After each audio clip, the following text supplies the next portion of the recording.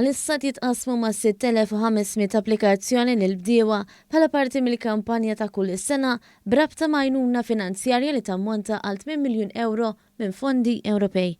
Id-Direttur Ġenerali tal-Aġenzija għall-Pagamenti Agrikoli u Rurali l-ARPA, Dr. Justin Zahra, spjega kif kull bidwi u raħħal li għandu r-raba rreġistrata mal-Aġenzija qed jirċievi l-applikazzjoni flimkien ma' envelope bl-indirizz lest ta' fejn irid jibgħatha lura.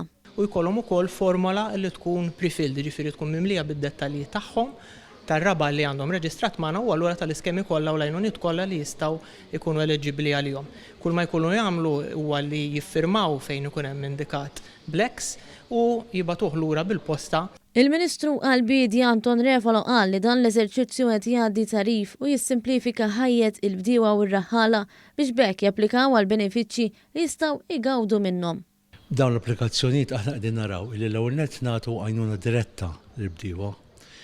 Nagħtu wkoll għajnuna meta għandek żoni li huma restritti u għandek ukoll għajnuna dwar żoni ambjentali u naturalment qegħdin nagħtu għajnuna lill-bidja organika.